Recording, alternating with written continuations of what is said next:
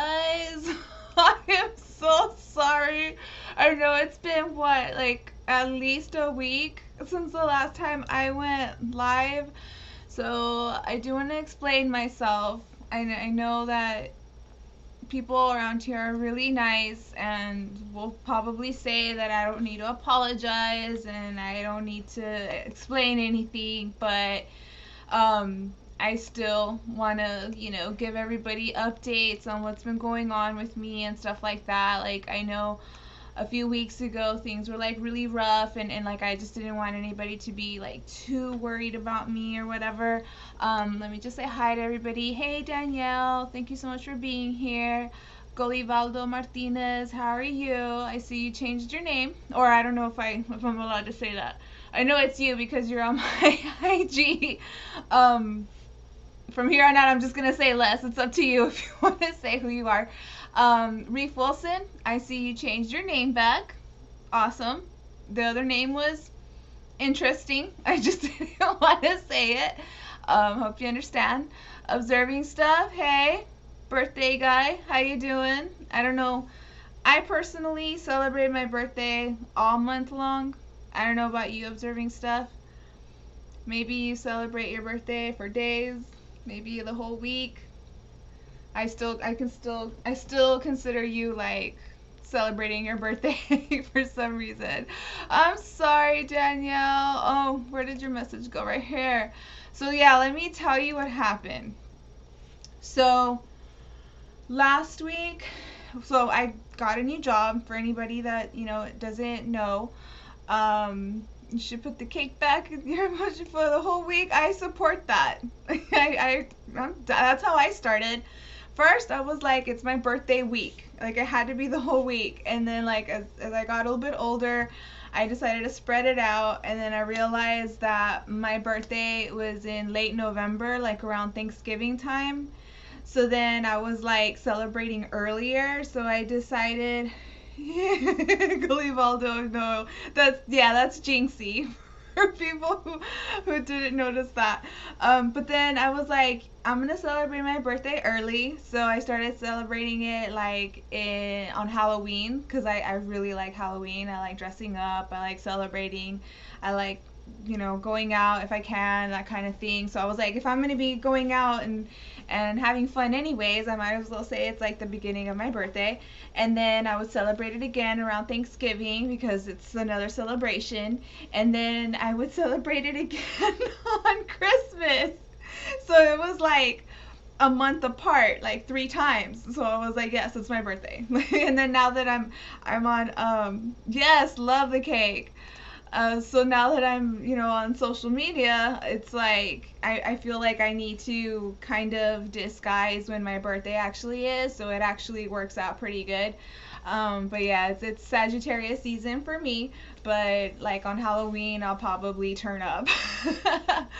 But yeah, so let me tell you what happened. Last week on Thursday, Friday, Saturday, I was scheduled for double shifts, which meant that I went in the morning and then I worked for like 4 or 5 hours, and then I took a break for like an hour or two, and then I came back to work, and then I closed out, and then that meant probably getting out around 9:30, 10 o'clock. So by the time I got home, I was exhausted because I was wearing the wrong shoes those days. My legs were sore.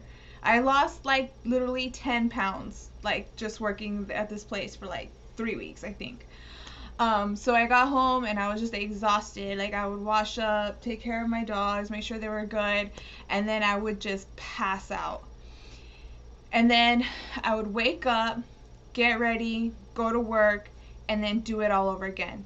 Another thing is, at that time, my internet was going out.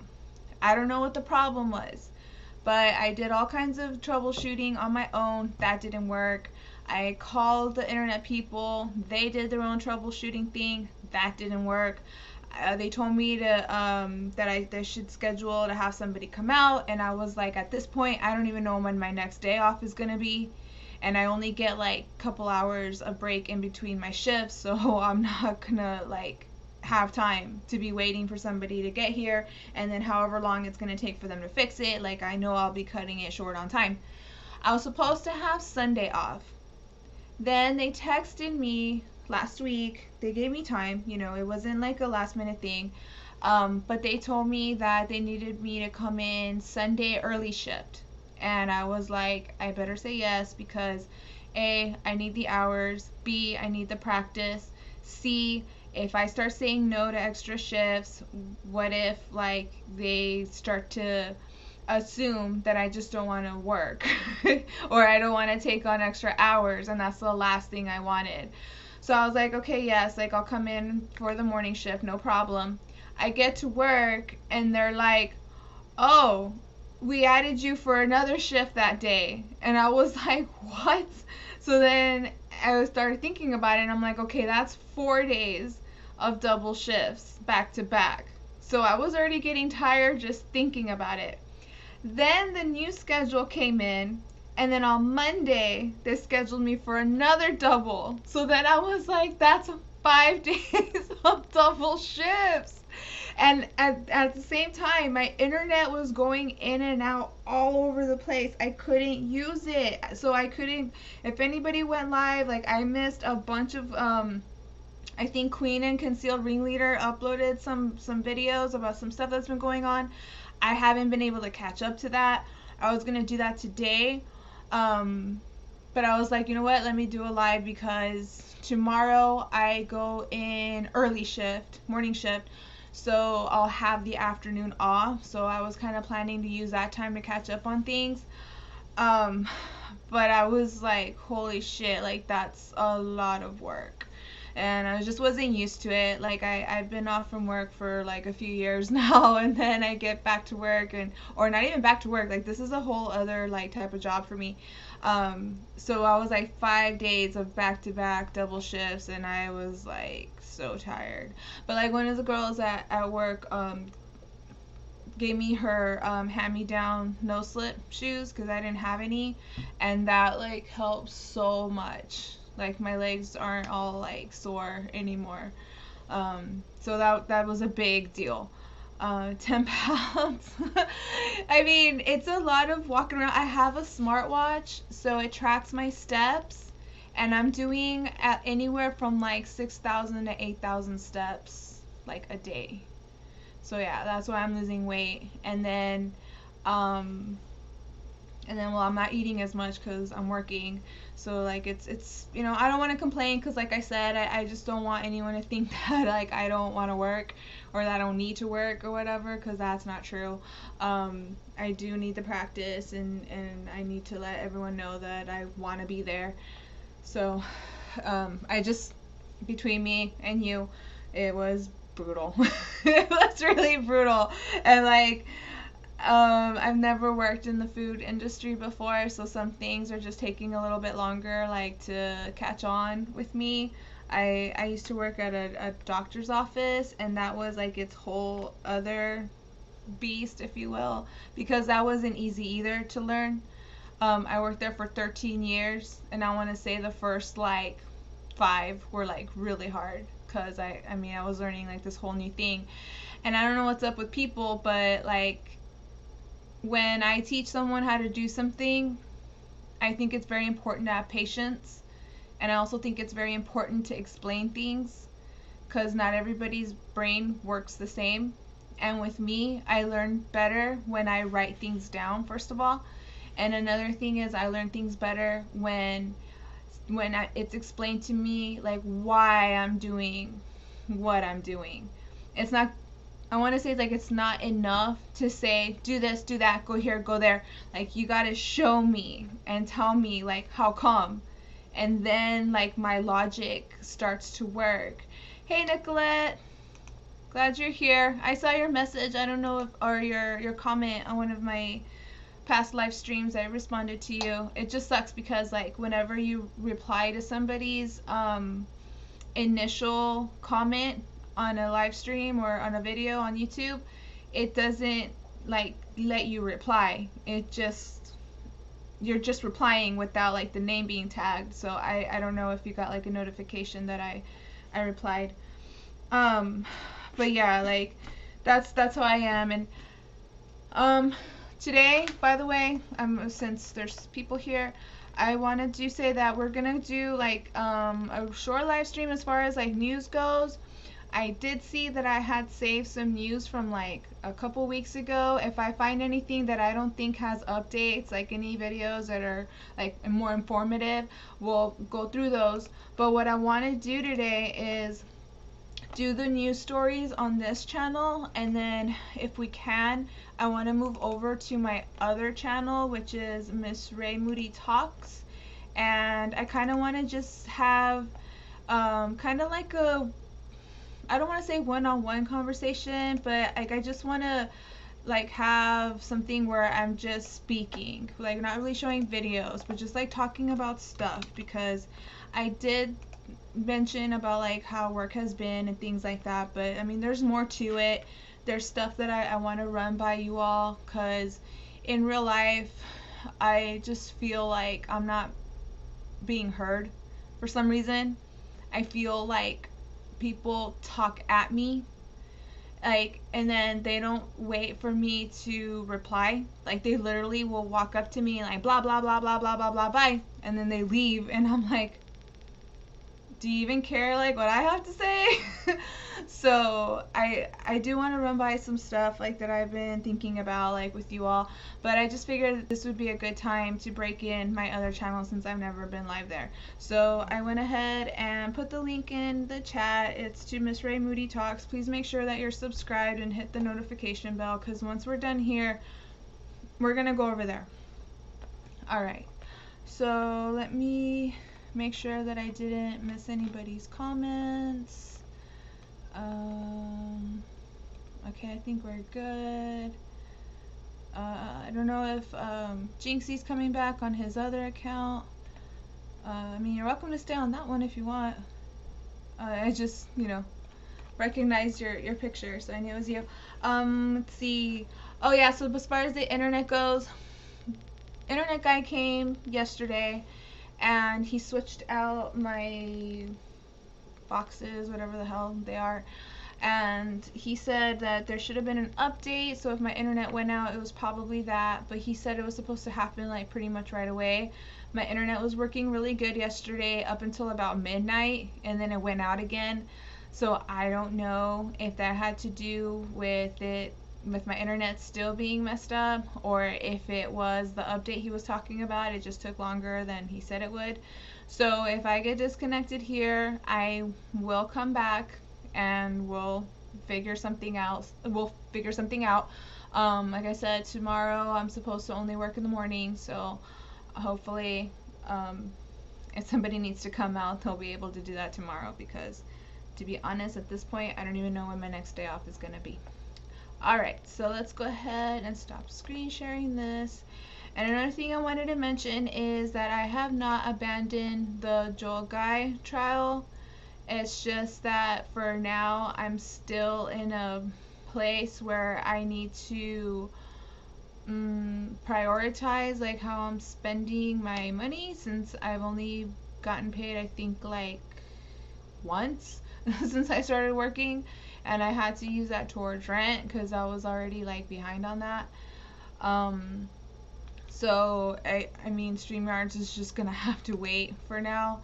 But the thing about it is, with StreamYards on the free version, they only allow you I think like 20 hours, and court trials are usually like 6 hours. So I was like, I think I'm gonna go ahead for now and just try to stay up to date on the news stories, and then once I get, you know, on a better like place financially, I'll invest on StreamYards, and then once I have like unlimited hours to use, we'll go back to the Joel Guy trial.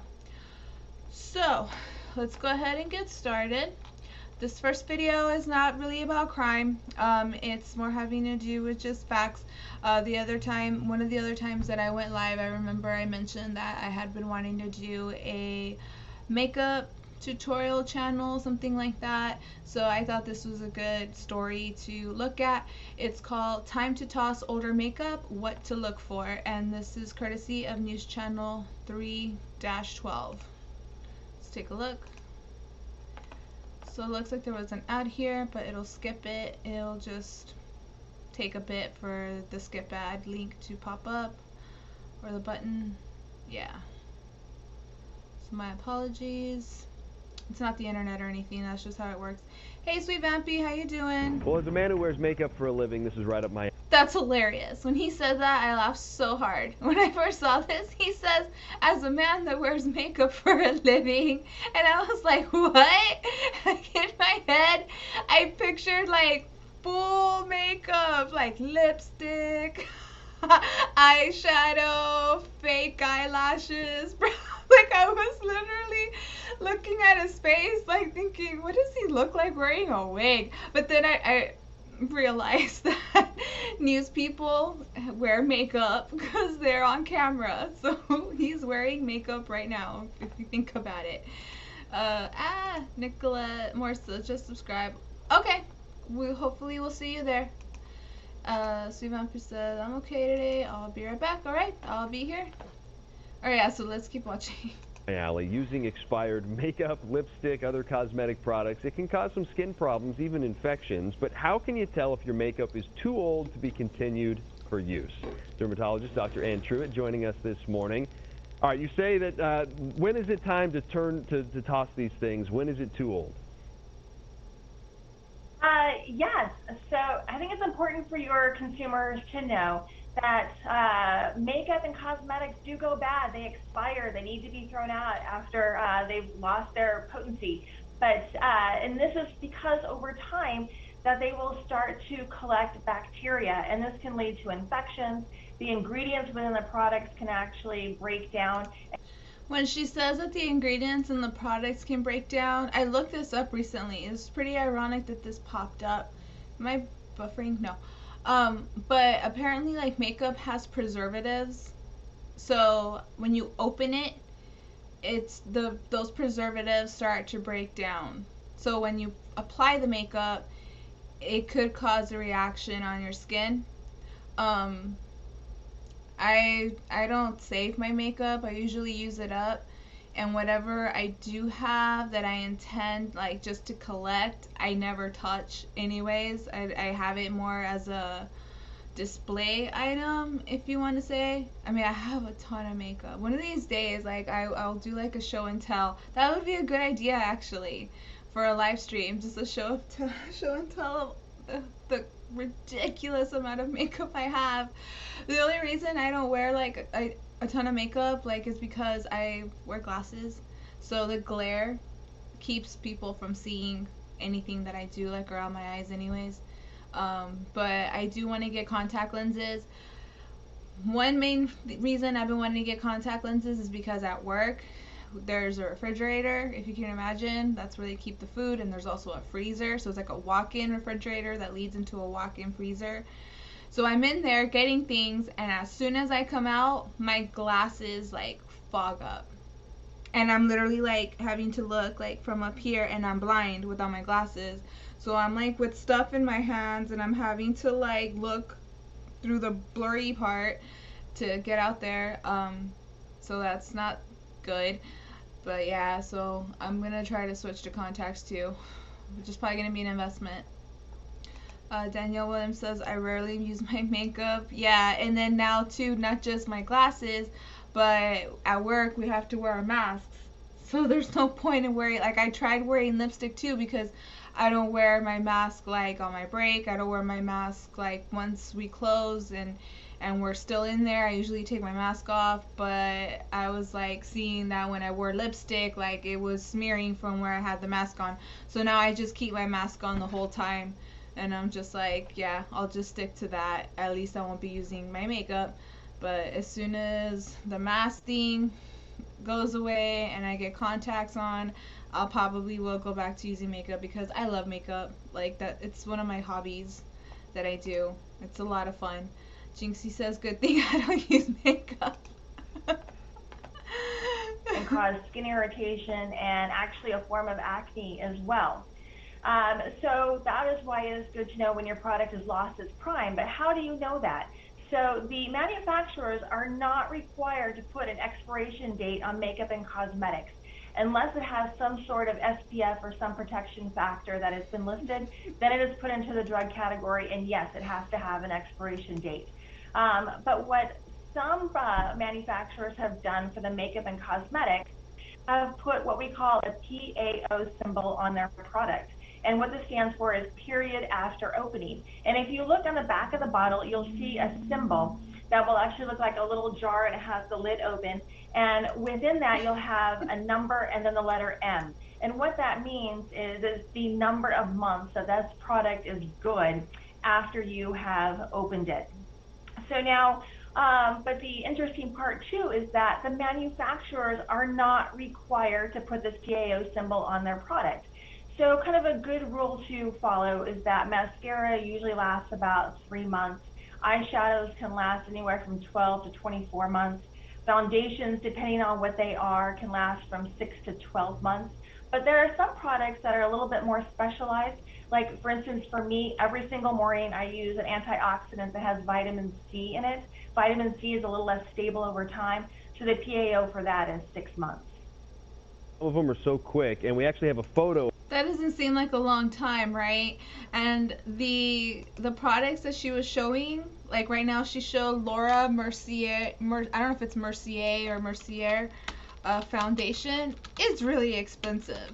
So I would think like it should last a while. But yeah, like what she was showing right now runs for $48 at Sephora for one thing of foundation. That's crazy. I like to use the Kat Von D. Let me tell you how much that costs. Kat Von D foundation. That runs about $37, but that has lasted me for a long time. Like expiration date or not, I never had an issue. I want to say it lasted me at least like 2 years, maybe at least like 2.5 years, and it never made me break out. It has really good coverage.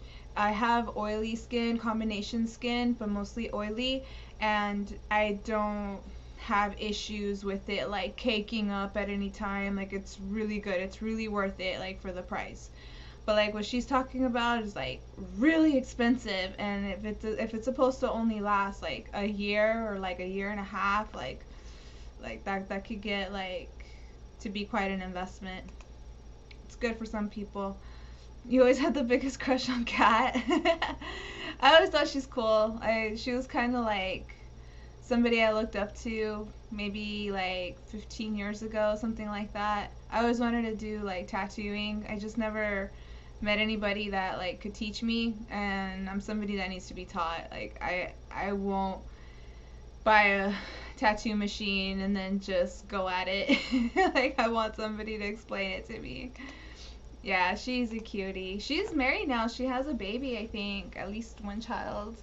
So she's all grown up now. I remember her back on the what was it? Oh, what was it? Was it New York Inc? What was it called? I can't remember. But then she had her own show called LA Inc. And then by then I was just kind of like getting into other things. All right, let's finish up this video. Of one that's just a month, and we'll pop that up there to see what. I've never seen that logo before on the back of a thing, so now it's something to look for. And you and I were talking during the break. Sunscreen does have an expiration date on it.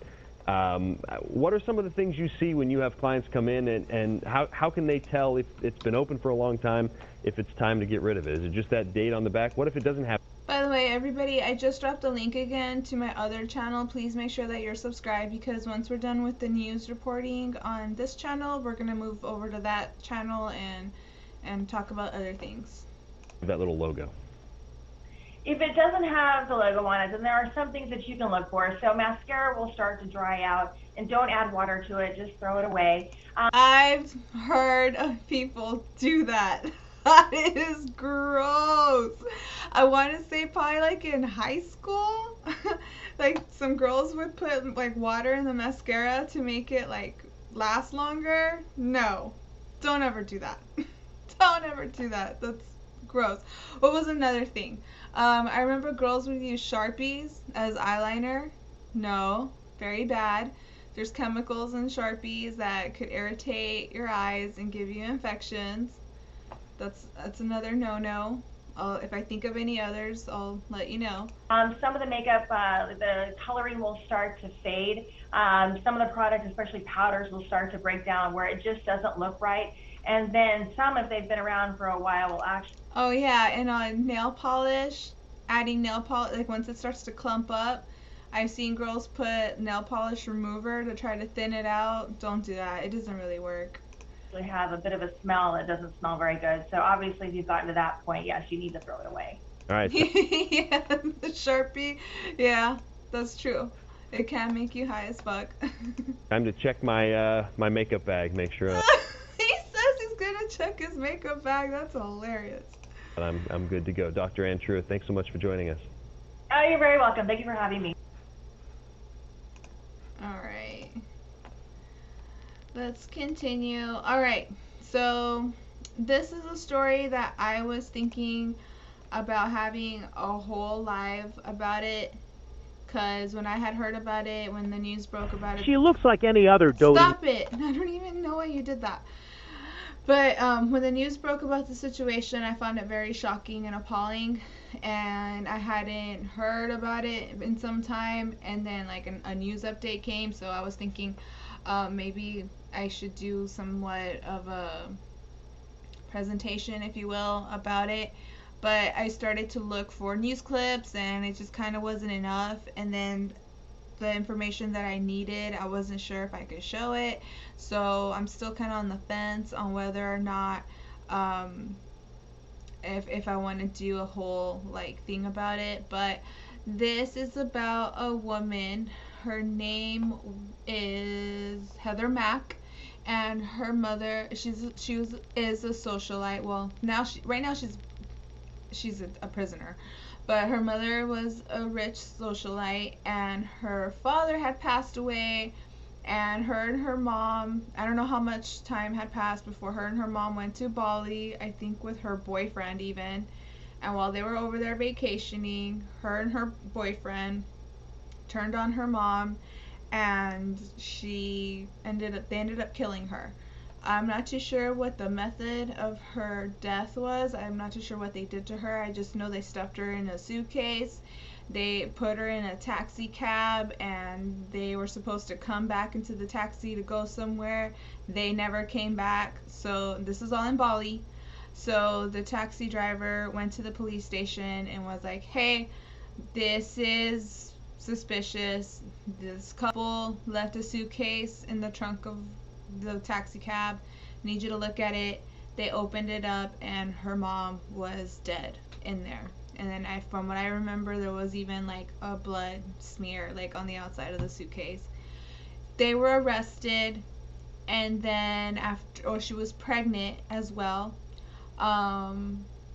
They thought there was talk about them having to face the death penalty for what they did, and over there they were facing possibly being executed by a firing squad, which sounds brutal, but they decided not to do that, and she was in prison. Well, they both were. She had her baby in prison, and over there things are done very differently. I think she even got to spend time in prison with her boyfriend, who she conspired with to kill her mom, and they both parented their daughter up until their daughter was like 2 years old. So her baby girl was born with an extra finger, and she also suffered jaundice from being brought up in prison. Another thing that's weird about over there is they had like dance recitals, and they're allowed to use social media while they were in prison. She was pretty much treated like a celebrity. They had paparazzi pretty much, like taking photographs of her. It looked like she was having fun in prison. It's just really weird how they went from threatening her with execution with a firing squad to pretty much throwing her a party. So now it looks like she might be getting out of jail before they originally said that she would be getting out of jail. So this is an update on that situation. Let me know if you do want me to do a presentation about this, because there are videos and pictures and things like that that were released from the time that she was in prison. So we could talk about it. If that's something you're interested in, let me know. This is courtesy of Inside Edition. It's called Suitcase Killer, Unsure Whether to Take Kid Back After Jail. Let's watch. She looks like any other doting mom with her adorable child, but this is Heather Mack, the American heiress who killed her mother and stuffed the body into a suitcase while vacationing at a ritzy resort in Bali. The new photos come as Heather learns she's being released from prison early for, get this, good behavior. She's excited and nervous. Journalist Andrea Dixon interviewed the so-called suitcase killer, who's set to be freed this October. She will be automatically deported. She doesn't have a choice in that. Weighing heavily on Heather's mind, she says, is whether to return to Chicago alone and leave her 6-year-old daughter Stella with the foster family who's been raising her since she was 2 years old. Heather is worried about the focus and the media attention that she and her daughter will get. She hasn't experienced any of that in Bali. People don't actually know who Stella is. She's just a normal kid. The 2014 murder case on the island Paradise created an international frenzy. Heather was pregnant when she and boyfriend Tommy Schaefer killed her Chicago socialite mom, Sheila Von Wiesmath. Heather's baby was born in prison and lived with her until turning 2. I don't regret killing my mother. And as evil as that may sound, that's my reality. Heather made that chilling confession from behind bars. She was also spotted dancing and mugging for the camera during this prison performance. Andrea Dixon says Heather now claims she regrets killing her mother. She misses her mother. She talks about her all the time. She says Heather knows her return to the U.S. will cause a big stir. She's prepared to face the music, and she's taken responsibility for her disgusting act, murdering her mother. Elliot Jacobson was friends with Heather's mom. He's outraged over Heather's early release from prison. It was done so effortlessly, so cavalierly. The humiliating side of stuffing Sheila Von Wies into a suitcase, it was horrifying. That's crazy. She's being released on good behavior. And as we heard, she just said that she didn't even regret killing her mom. Who knows what kind of mental capacity she was at. I mean, I don't want to say that she had mental health issues, or that does not excuse killing someone. I've never heard of a mental illness that makes you murder. But that's insane that she's gonna be released early on good behavior. Things are done very strangely in Bali. So we'll keep an eye on that situation, and of course we'll have updates.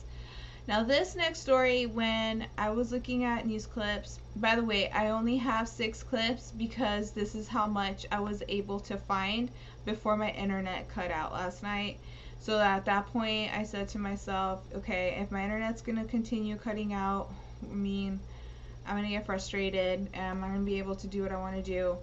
But then that's when I realized, you know what, maybe I could turn this into a positive and use this time to break in my other channel, and we can have a conversation about different things. I have some stuff in mind, but I'm willing to go wherever the conversation takes us.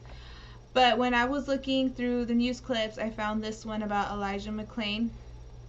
For those of you that are not aware of this situation, he passed away, in my opinion, due to the officers and the paramedics who stopped him, because 2 years ago, of course this was pre-COVID, he went to a convenience store to purchase, I think, like sweet tea or something like that, and bottled sweet tea, and he was wearing a mask. He was covering his nose and his mouth because he was a runner and he had gotten used to wearing a mask. So, and this happens to me when I run in the cold. You breathe in cold air, and for me it gives me a headache and it just makes me feel not great. So, hey Alan Crooks, how's it going? Glad to see you here. So he had gotten used to just, and this is Colorado, so it's probably cold there, more times than here. Definitely, it's always hot. But so he had gotten used to wearing a mask, and the people at the store thought that was weird. He went in, he was courteous from what I saw from the surveillance camera. He, paid for what he was there to get. He didn't steal anything. He wasn't causing any kind of public, rage or anything like that. He went to the store, bought his stuff, went out, tried to walk home. The people at the convenience store decided to call the cops because they thought it was weird that he was wearing a mask. And the cops tried to stop him, and he was like, I know I didn't do anything wrong. I don't need to be stopped. He kept walking, and he kept telling them, like, leave me alone. Like, you don't need to mess with me. I didn't do anything. Just leave me alone. And the cops ended up putting him in what's called a carotid hold, which is where they intentionally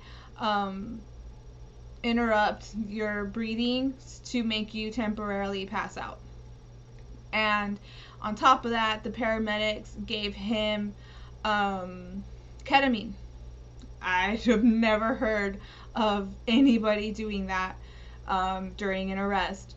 But in my belief, those two things conspired to his death. An autopsy report came out inconclusive. So that's suspicious to me. And this story really, really bothered me because the more I learned about him, and I think I'm going to cry, I realized that he was somebody that in real life I would probably be friends with. I have, how do I say this? I end up befriending people that usually can't make friends with other people because they're a little bit different. But to me, if you're kind, if you put kindness first, that's, important to me. As long as you're not an asshole, as long as you don't bully people, as long as you don't have an aggressive personality, if I don't decide on my own that whoever we're talking about, this imaginary person, has a toxic personality or toxic traits, doesn't use intimidation, that all that stuff, that triggers my frustration. And what I end up doing is I end up bullying bullies. If I see somebody trying to take advantage of someone else, I speak up. I can't just keep my mouth shut. I've tried so many times. I even allow myself to be treated not great because I know I can take it. But when I see somebody else kind of giving somebody else a hard time, I can't hold back. It's already happened at work twice that I can think of right away.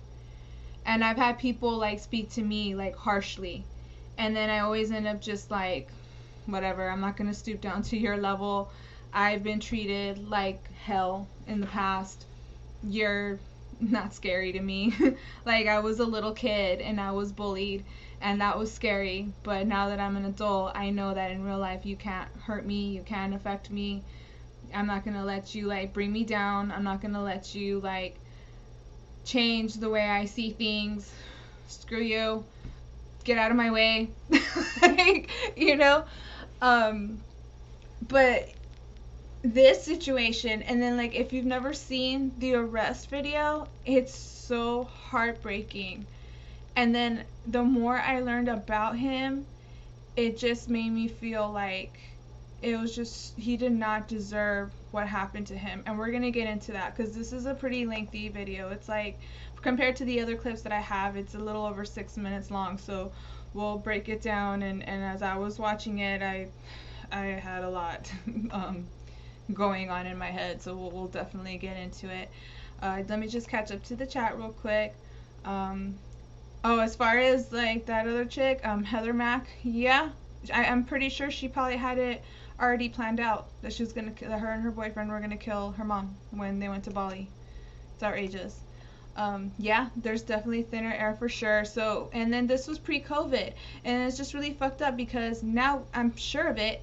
That same store that called the cops on him for wearing a mask is now demanding people to wear masks. Ain't that a bitch?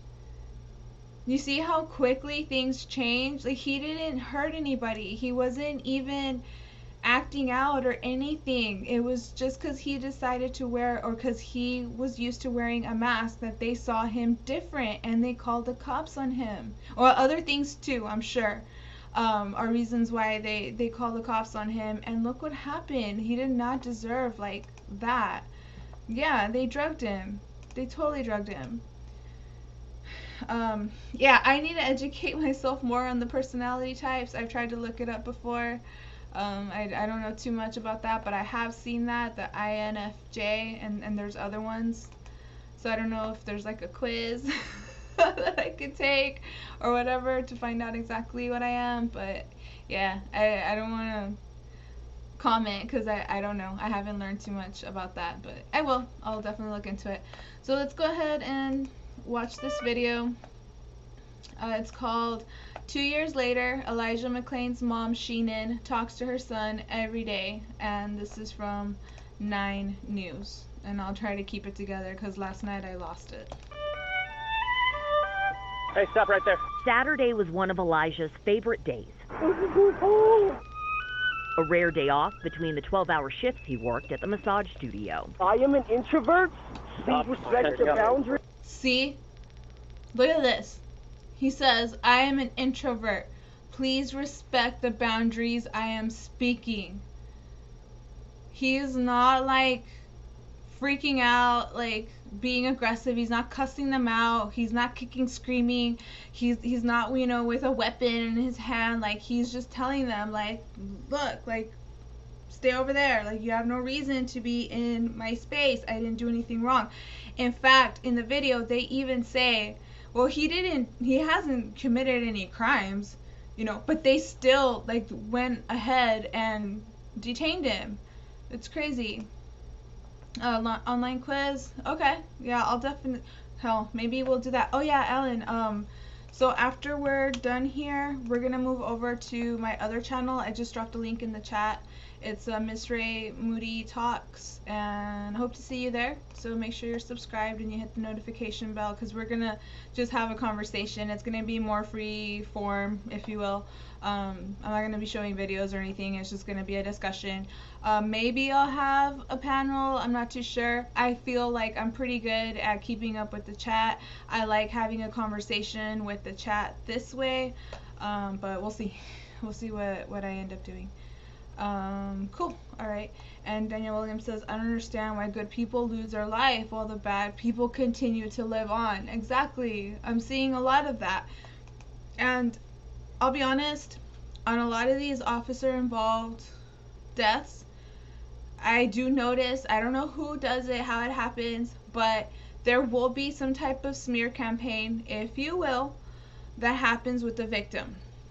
Oh, he, you know, has been arrested before for doing this and that. Well, you know what? They didn't, I doubt they even knew that when they were, you know, performing the arrest and brutally, like, killing someone. Not that it would make a difference, but what I'm saying is that people tend to try to dig up dirt on the victim to try to minimize what happened, to try to get people to be like, oh, well, he was a bad guy, like, at least he's not, like, on the streets anymore. Just try to rationalize it in their own head so that they don't feel bad about it or whatever. It's been 2 years. There's nothing on Elijah McClain other than he was a really sweet person, other than he's, oh, I'm gonna cry. Fuck, let me just play it.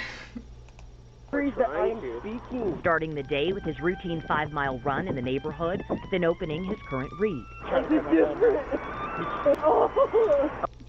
How does that not make you want to, like, break down? Like, look what he's saying. I'm just different, that's all. Like, my heart breaks for him.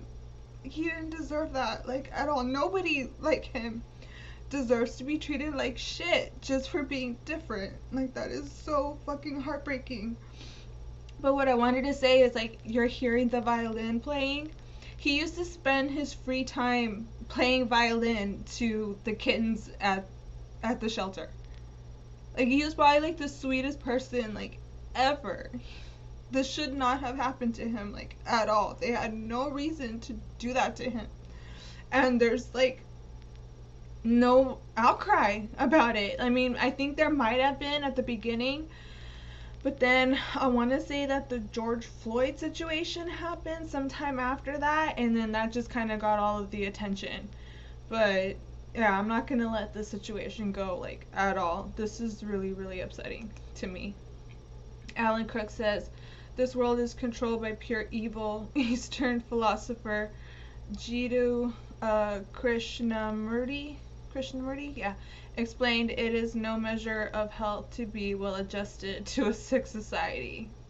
Yeah, I see that.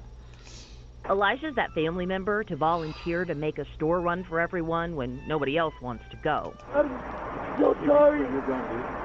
I have no guts. See that? It's true. He did not deserve to be approached that way. They literally had no reason. Like, this is an image from the surveillance camera at the store. You can't see his face. Like, so what? Like, he didn't have a gun. He wasn't saying, hey, give me your money. He wasn't being threatening. Like, he was just wearing a mask because that's what he was used to. Because, like, the air's different, like Alan said. Oh my gosh. Sweet Vampy, sorry for what? And Observing Stuff says, I think I remember this. Yeah, I want to say that this was one of the videos that I had put in a playlist for Queen, and we watched it together. That's probably where you saw it. This is really upsetting to me. Just grabbing a couple of iced teas before heading home and settling back into the song he was teaching himself on the violin. I don't even kill flies. I don't even kill flies. I don't eat meat. In a just world, it would have been any other Saturday for Elijah McClain. In August 2019, Elijah died 3 days after Aurora police put him in a chokehold and paramedics injected him with ketamine. Forgive me? Yeah. All I was trying to do was become better. All I was trying to do was become better. When you know Elijah's upbringing, you understand, quite possibly, no truer words were ever spoken. When we were living in the car, you know, I would keep the smaller kids in the back. Elijah's mother, Shanine, raised 6 kids on her own, many years living between cars, hotels, and shelters. We went through so much homelessness and poverty that it kind of just all meshes in together. The things that I do remember is how I survived through it. Survival made a bit more bearable by her sweet-natured second oldest child. I caught him sometimes when I went to go pick him up, climbing the trees. He would walk on his hands, and there was times I'd be like, son, why are you doing that? He was like, oh, I just got to expel the energy. But Elijah was always nice and polite and very helpful. Shanine moved Elijah and his siblings to Aurora in the 90s after their Park Hill home was shot up by gang members. I moved to Aurora because I wanted my kids to have a better life, because I didn't want them to be surrounded by gangs, by violence, by things where they couldn't be their best self. And to still lose your son in a place that you moved to save his life is heartbreaking. So when the ambulance gets here, we're going to go ahead and give him all the dogs are okay. Yeah, sounds good. When the ambulance gets here, we're going to go ahead and give him some ketamine. Perfect, dude. Perfect. Fuck them, dude. If there's a hell, I hope they go. And you know what? Fuck it. I hope I go too. I'm not letting this go. This is so fucked up. Perfect. Police took Shanine to the hospital to see Elijah the next morning. Get into the room, he's hooked up to all these machines. There was blood, you know, in his hair. He had head wraps, you know, he had bandages all around his body. And the doctor said he didn't have any bodily injuries, but we were still trying to see why he had bandages around him if he didn't have any bodily injuries. Shanine says by day 2, Elijah went from a victim to a suspect in the police narrative. They talked about how they were going to find out what had happened. They knew something wasn't right. they were gonna find out what had happened. Like, how did you not already know what had happened? Like, they knew. Just keep watching. But then they come back talking about, well, your son is in the hospital because he tried fighting with the police officers. He did not try fighting with the police officers. He just did not want his space invaded because he knew that he didn't do anything wrong. And if the cops would have chilled for 2 fucking seconds and, you know, I mean, honestly, this is what pisses me off about certain people, is when they can't think for themselves. Just stop for a second and just be like, you know what, this guy really hasn't done anything wrong.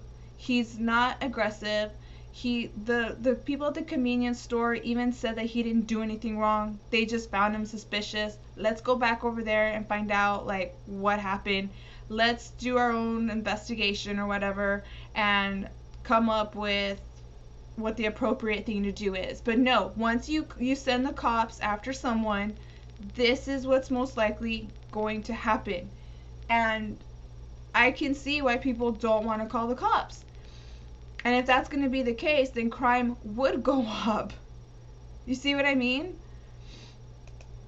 This is so unnecessary. This is brutal. This is complete fucking brutality. And as this video keeps going, it's just going to become more upsetting. Last night, I couldn't even hold back the tears when I was watching this. We tried to take him into custody, and he wouldn't listen to any of the commands that he was given by the police officers. And it went from them trying to prove that something wrong had happened to him to them all saying the same thing, that it was his fault. He was in the hospital because he didn't listen and comply. On day 3, Shanine started working on getting Elijah transferred to another medical facility who could better care for him. But Elijah would never leave his hospital room. Literally, I was trying to say. So now it sounds like even the people at the hospital weren't caring for him appropriately. It was a whole conspiracy. I didn't get to. Elijah was declared brain dead on Wednesday. The autopsy. So Vampy says, can I ask something? Of course, you can ask anything. Autopsy labeled his cause of death undetermined. If I had had a better life, I could have gave a better life to Elijah. It would take 2 months for Shanine to see the body camera video. What was it like to hear him just be so measured and polite, knowing ultimately what his fate was going to be? I was proud of him. Like, I was proud of him in life. And to be proud of him in his death, it was weird, because he handled himself so beautifully. You know, he showed those police officers the amount of humanity they didn't give him. Got a mask on his face, got acting kind of weird, nothing really criminal. Did you ever think that maybe... Did you see that? Sorry, I got distracted by Sweet Vampy's Did you ever think that maybe that... question, but it says, whoops, sorry guys. Got a mask on... It says he has a mask on his face, acting pretty weird. What's the acting weird part? That he's a kind person? That he was polite? Or that he was quiet and introverted? That's acting pretty weird.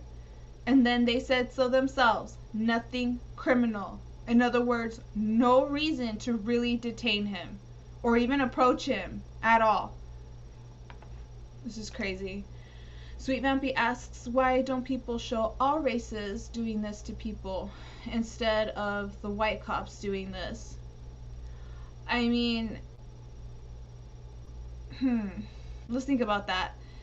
The stories that we end up getting, like, that go viral, that get the most attention, are like the most brutal stories usually. I can't say that all the brutal stories get put out there, but this is what gets put out there.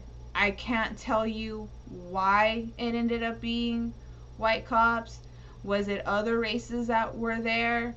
I don't know. I can't tell you. I definitely don't want to make it a race thing. I don't want to say that it's only white cops that are aggressive, you know, because I live in a community that's like probably, 80-90% Hispanic. There's police brutality here too. And like I said, it's like 80-90% Hispanics. So if you want to say it's Hispanic on Hispanic crime, like, that's what it is. Why doesn't the media cover it? I don't know. To be honest, the news doesn't even get covered appropriately down here. So who is picking these stories that gets put out? I have no idea. But this is what we're exposed to. Yeah, selective programming. They choose what we get exposed to. Why? I mean, some people would say that it's an agenda. Maybe it's reality. I can't tell you because I'm not at all the crime scenes. This is just what I have to present because this is what I find, because this is what's being put out. Sweet Vampy says, I don't either, but that's what the media has made it like that. I mean, I in general, I want to, no, you don't have to be sorry to ask. It's a valid question. But I want to say, in general, police need to be able to think for themselves more. It's definitely a system that needs work, that needs reform. I don't believe that just because the cops get called on you that you deserve to be detained, that you deserve to be approached aggressively. There's got to be compassion. Not everybody is a criminal. Not everybody is, out to get somebody. Not everybody is, in it for themselves. You got to use like your own lenses and filters to differ like situations and people. This Elijah McClain was not the typical criminal that you usually see as victim of police brutality, and even if you want to expound on that, like, think about the other victims of police brutality and how many times we were like, they so did not deserve that. Like, all they had to do was chill for a little bit, calm the fuck down, use your train of thought to differ the difference between a criminal that, I don't know, killed somebody, that actually stole something, that victimized somebody, that, like a child, or, somebody that, what's the word? I don't want to say easily victimized because that sounds inappropriate, but you know what I mean, like just somebody that could be taken advantage of, like maybe the elderly, like that kind of thing. Like somebody just, you could feel it, like you could tell when somebody is just no good. Elijah McClain did not fit that description. Even the way he was being killed, and he not even once did he cuss. Did he say, get the fuck off of me, you bitch, you pig, you, nothing like that. Like he did not deserve to get sit on and then shot with ketamine to calm the fuck down the way they did. That was pretty much their reaction. It just didn't warrant that. And that's what makes me so angry, is that somebody could be a sweet person with a good heart, did nothing to nobody, they had no reason. It says right there on the screen, he has a mask on his face. So what? Now everybody has a mask on their face. Here we are 2 years later, now everybody has a fucking mask on their face. That's not a reason to treat someone like that. Acting pretty weird. What did he do that was weird? Nothing. Nothing criminal. They said it themselves. Just leave the fucking guy alone. Go find out from, like, and by the way, this reminded me of the Mitrice Richardson case as well. If you're not familiar with that case, that was a situation that happened in Southern California. She was a woman, young lady, I want to say like college year age. She was legitimately going through a mental health difficulty, if you will.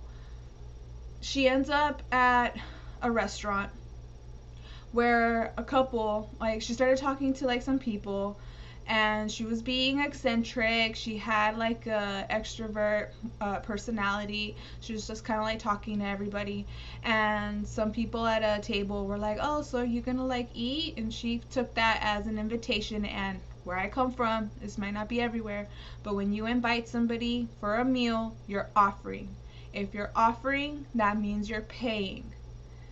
That might not be everybody, that might not be everywhere, but that's how I always see it. If I invite somebody out for a meal, I'm paying, you know. But she thought they were gonna pay, so she orders her meal. But then they were like, yeah, we're not paying for this, like for her or whatever.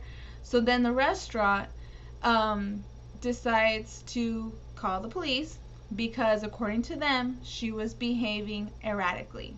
And in the police call, or the call that they made to the police, they said, we're not calling because she can't pay her bill. We're calling because she's behaving differently, if you will.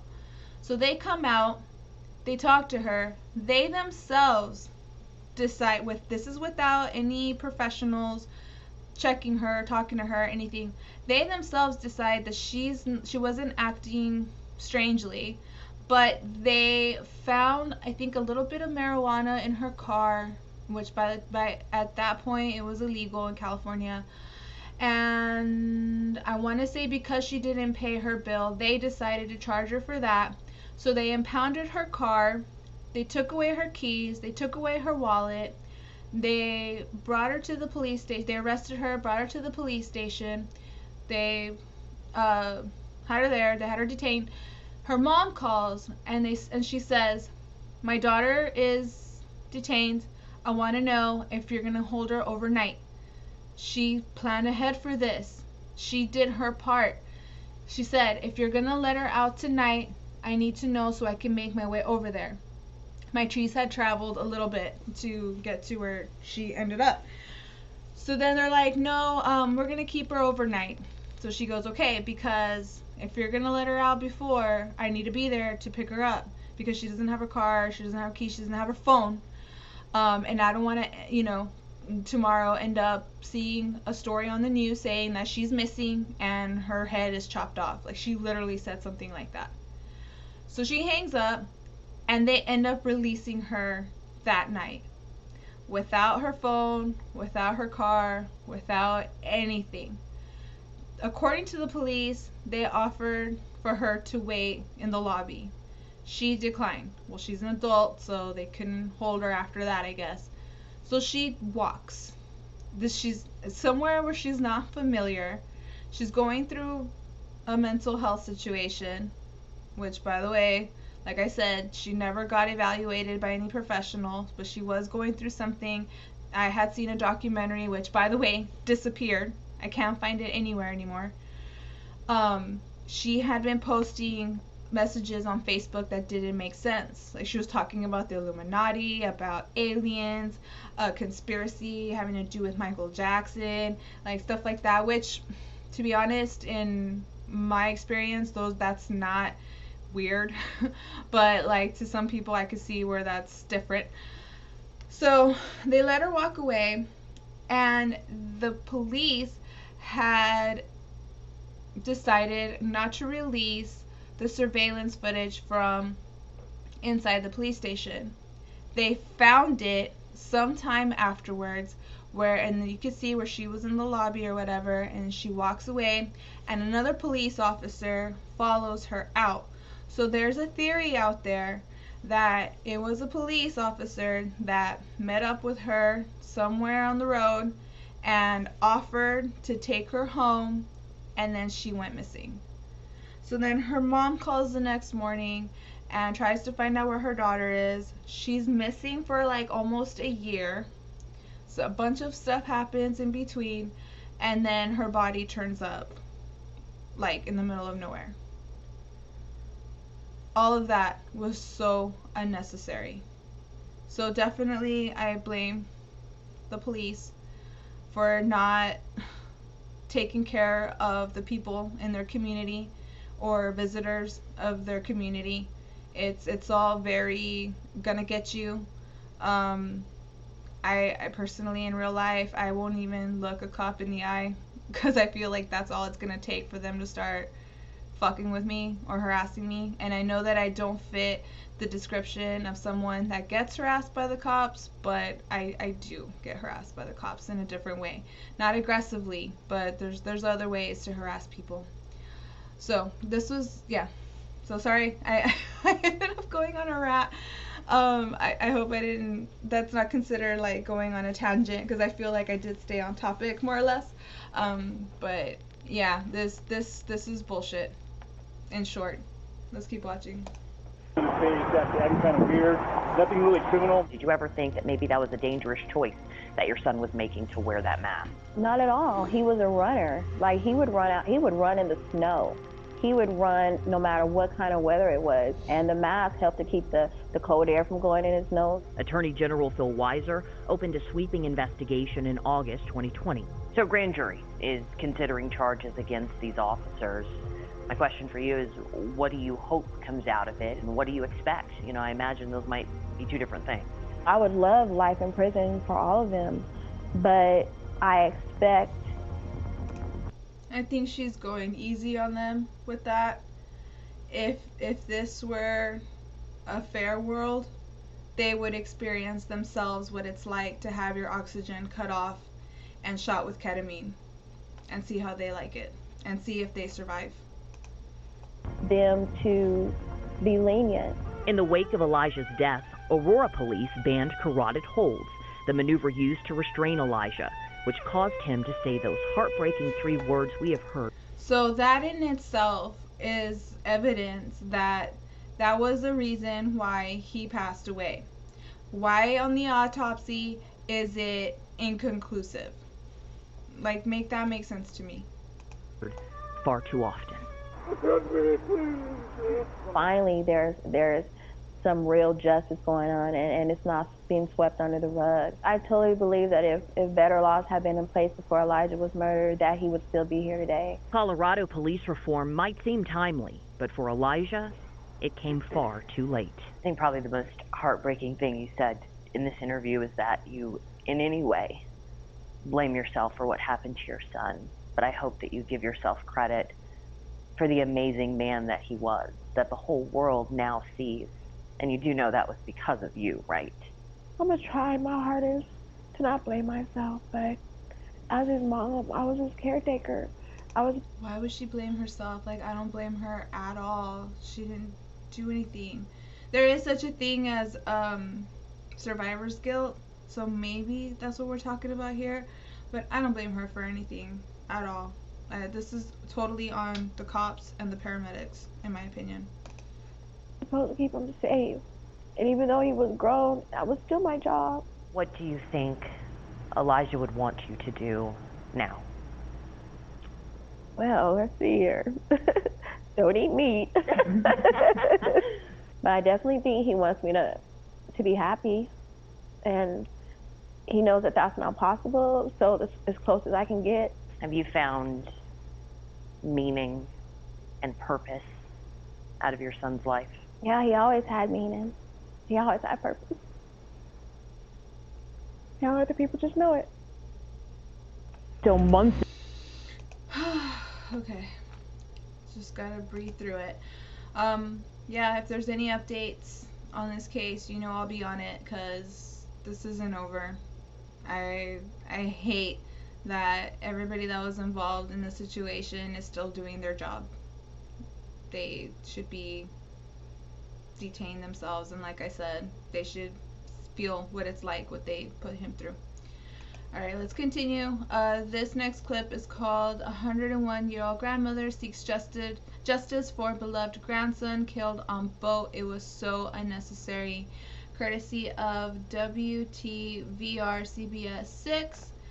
This story was also fucked up, but we'll watch and then break it down. Okay. Observing Stuff says those cops are murderers. Yeah. Shit like that is why people hate cops. They just prove themselves to be not worthy of trust. I don't trust them. I don't trust a cop. Even like where I work at, it's a restaurant. Cops come in and I just like I don't even like look at them too much, because when I do see them, they just have this like angry look on their face, and I'm like, dude, I can't relate. I can't relate to your job at all. I'd rather do this all day and night than what you do. That's just me. Away from the trial of a Richmond man accused of killing his friend in a boating crash, even though that accident happened more than 4 years ago. Our Melissa Hippolyte has been following the case from the very beginning. And tonight, check out his shoes. What do you guys think about that fashion statement there? Observing Stuff says, I've been nervous around police since a child. Yeah, I feel that. It's really fucked up.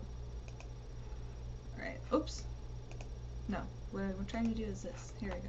Sorry about that. tonight's Problem Solvers investigation, our legal expert weighs in on the delays and the change of venue and tells us what that could mean for the prosecution and the defense.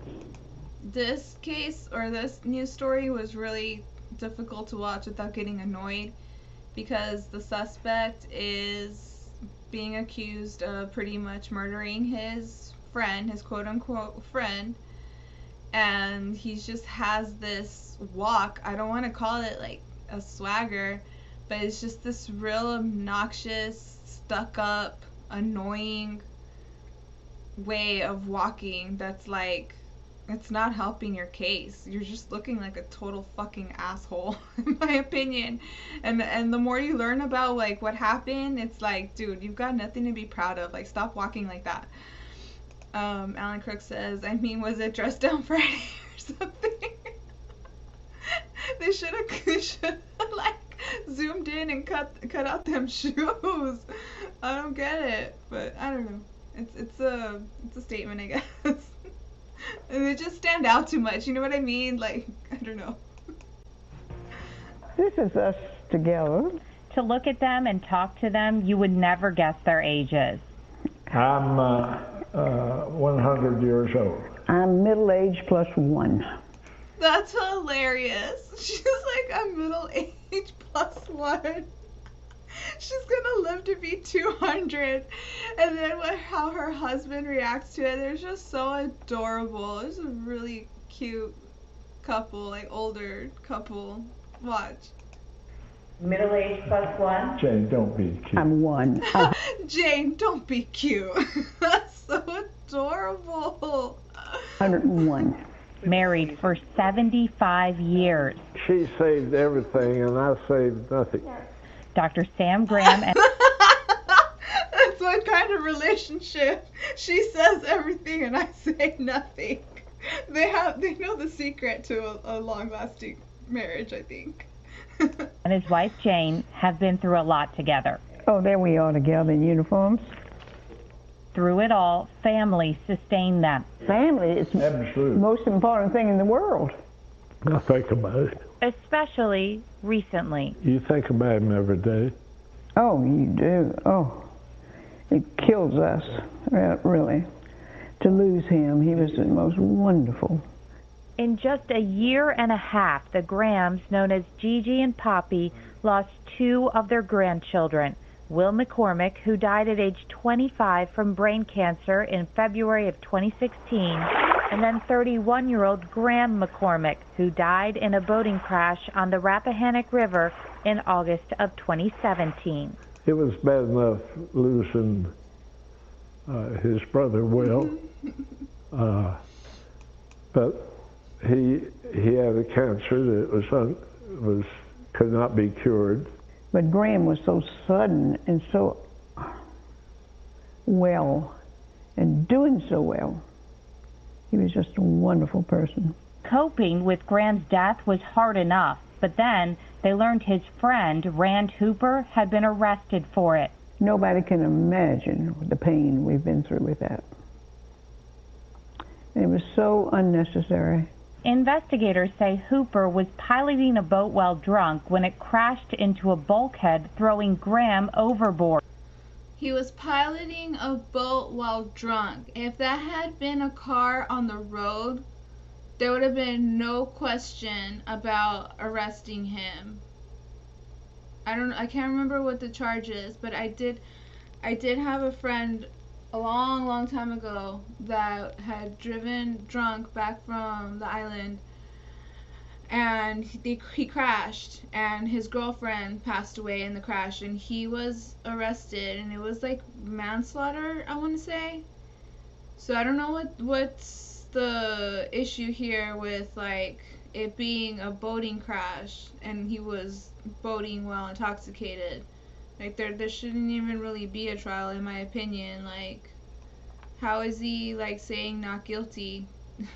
This is crazy. They say Hooper then left the scene without trying to find and help his friend. So he was piloting the boat drunk, crashed. His friend probably, like, fell off the boat or something like that. And then he left the scene. He was just like, fuck this, I'm out of here.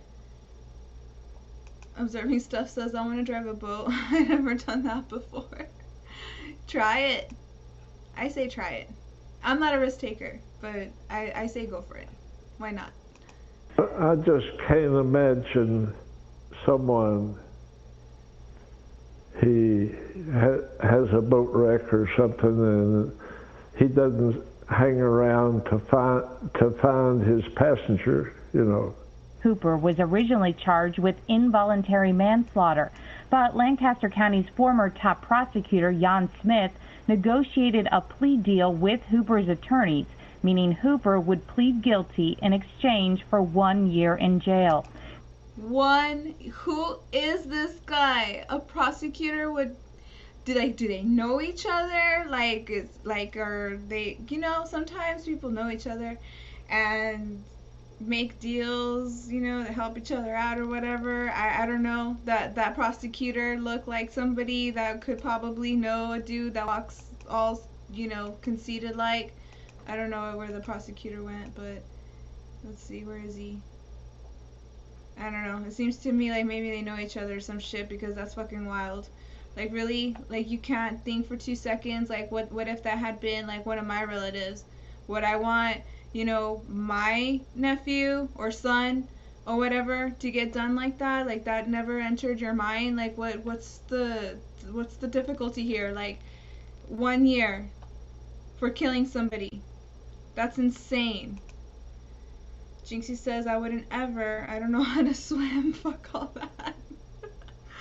Yeah, like, I went on a boat once, and were they fishing? I can't remember. It was a really long time ago. And they were like, yeah, like, you could, like, swim if you want, if you're a pretty good swimmer. And I was like, fuck yeah, I don't know. I was feeling brave that day. And then I realized, like, how deep the water was. So I was like, okay, I'm good. And, like, I got back on the boat, and, like, I hit myself, too. Like, I got a bruise. And I was just like, yeah, I'm never doing that again. I will go on a boat ride. I just won't swim. Like, if I'm in deep waters. Like, that was weird. Sweet Vampy says they drink and drive on the lakes all the time, and the wardens are out there all the time too. Okay. Not support the deal and accuse Smith of incompetence. Sorry, I need to rewind that. So the deal was not good enough, which is good. But who's Smith? I missed something there. For 1 year in jail. Graham's family did not support the deal and accused Smith of incompetence. That was a joke. That was that's beyond belief.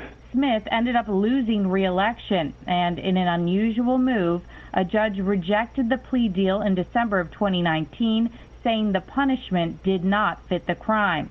Smith's replacement, Tony Spencer, never even got to handle the case after a judge decided to appoint a third prosecutor because campaign contributions made by the McCormick family to Spencer created the appearance of impropriety.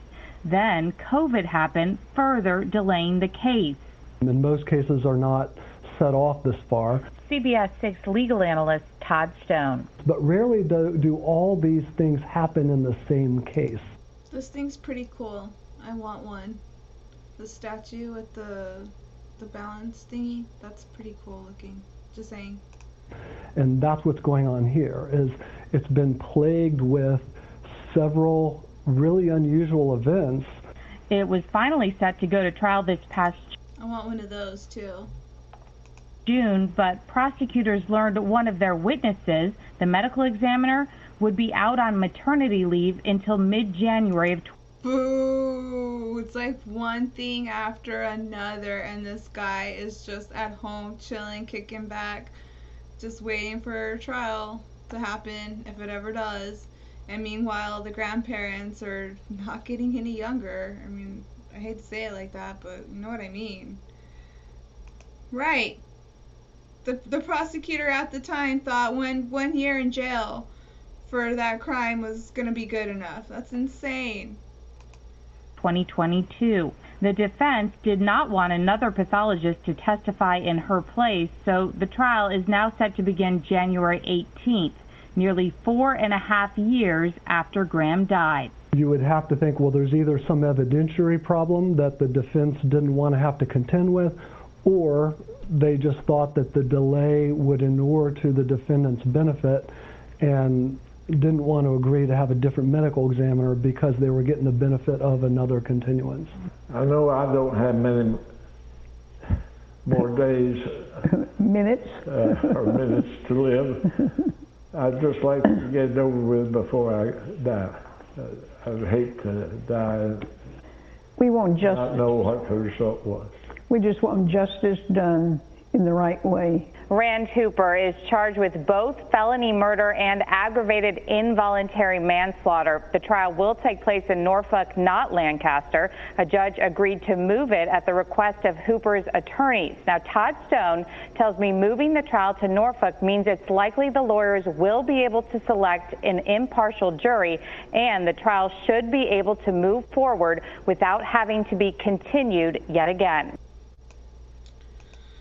Alright, I'm gonna save that because I do want an update, or I do want to look out for an update. That story kind of caught me by surprise. I had not heard of it before I had found it. Alright, so we have 4 more clips to go. Please make sure that you are subscribed to my other channel because we will be moving over there after this. Alright, this next clip is out of San Antonio. It is called Police Arrest Husband in Murder of San Antonio Woman Who Disappeared in 2019. This is courtesy of Ken's 5, your San Antonio news source. Major developments in the missing case, the case of a missing San Antonio woman. More than 2 years later, her husband is charged with her murder. New at 10, Eyewitness News anchor Sharon Coe spoke with the woman's sister who says this has been a long time coming. There's a sense of relief. Dude, this guy's scary looking. For some reason, now I'm just making assumptions, obviously, but if he did it and it was his wife, yeah, it was his wife, I'm looking at him, he's kind of built, like, I'm not giving him props or nothing, like, I just want to be forthright, but he looks like a boxer, maybe, or maybe my server timeout. Am I having issues with my internet? Let me know. But if he killed her for some reason, like my mind's eye is picturing him like being violently, physically abusive. Like he put his hands on her, and now the title says that she disappeared, which tells me that they have not found her body yet. So that means that we're at this point we don't know like her cause of death. I'm pretty sure she's passed away. Sweet Vampy says you gotta go for the night. Okay, Sweet Vampy, we'll see you soon. Take care. But yeah, this guy looks scary. Relief, wrapped in pain with the arrest of 37-year-old Reyes Gallegos.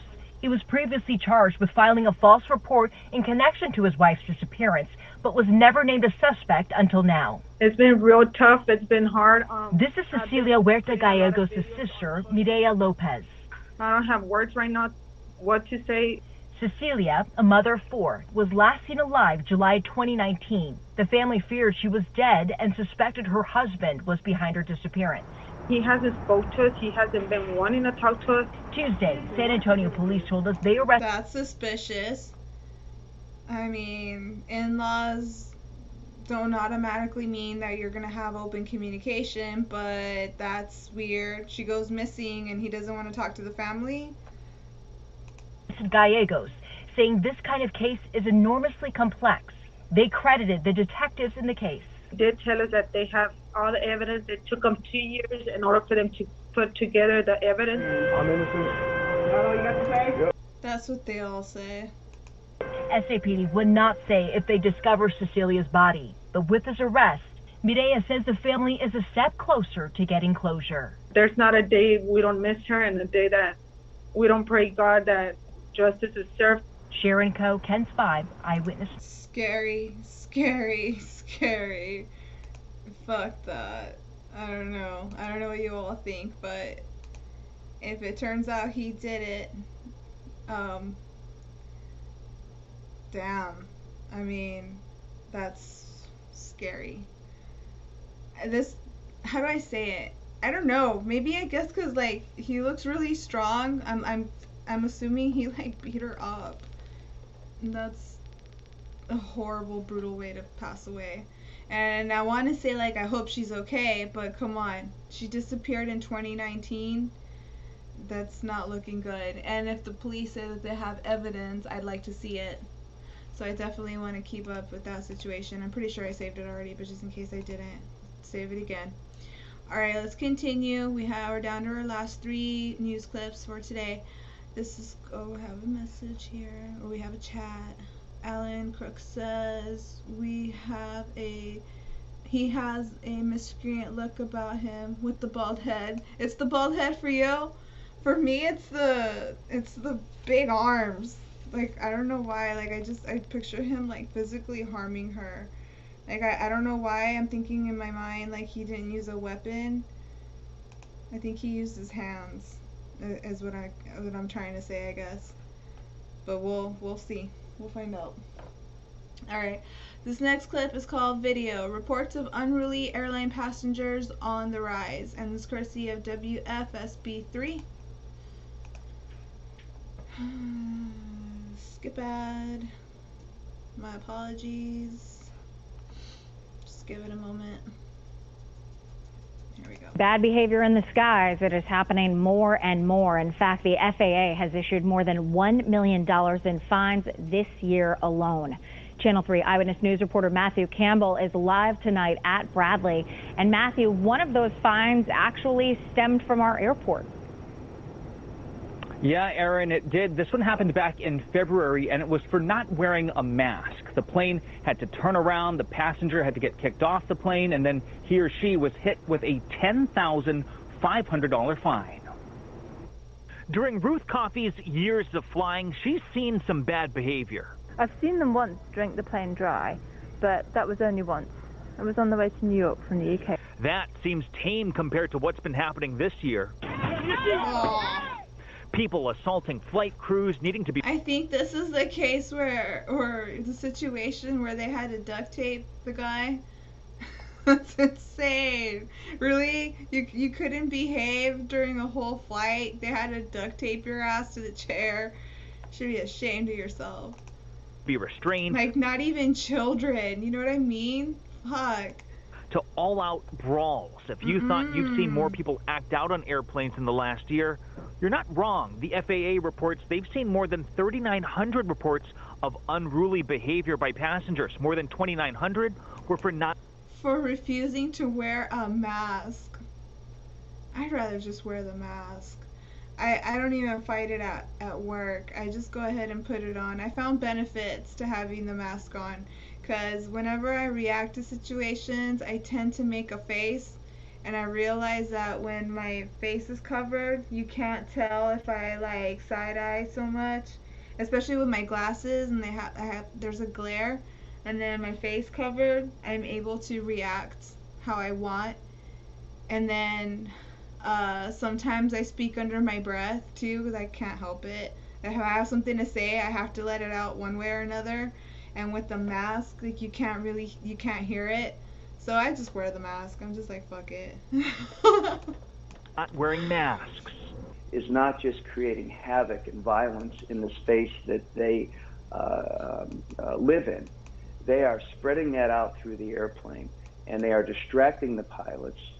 Tonight, for the first time, we're hearing recordings of transmissions between flight crews and air traffic control. Unruly passenger, we need to get off the airplane.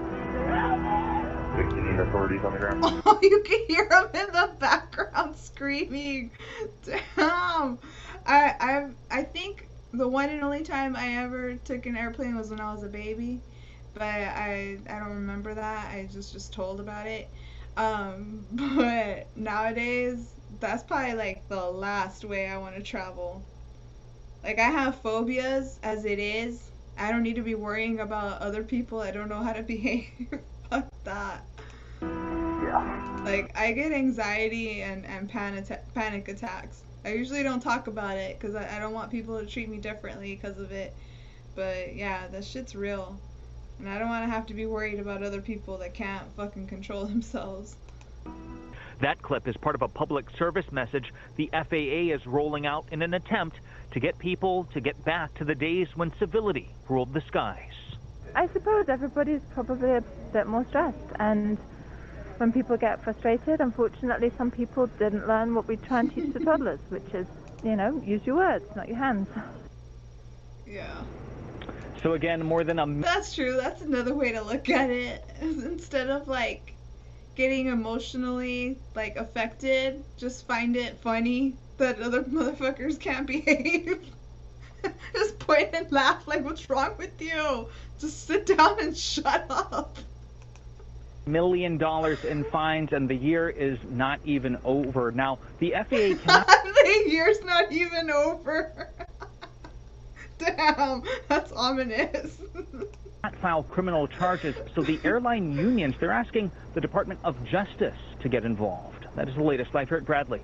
Matthew Campbell, Channel 30. Okay, well, we'll be here because that shit's entertaining. Alright. This is a very disturbing story that I found last night. It's called Teen Charged as Adult in Armed Sexual Battery of 7-year-old Girl. And we have seen some emotionally disturbing clips today, but this one is especially so. It's courtesy of WPLG Local 10. Update on a safety alert. A teen accused of armed burglary is now being charged as an adult. Detectives also slapping the 16-year-old Joshua Bowens with additional charges of armed kidnapping and lewd and lascivious conduct on a minor. Police say the teen armed himself with a knife and tried to sexually assault a 7-year-old girl in Cooper City. We first showed you this surveillance video of Bowens earlier this month, prowling around where the victim lives at the Flamingo Lakes townhomes.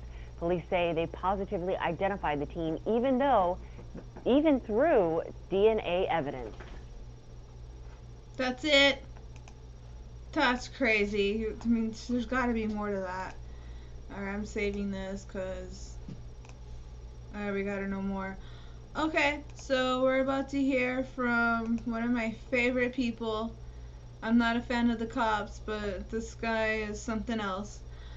Sheriff, Polk County towing company owner who killed customer accused of predatory. So May the 5th. Sorry to interrupt.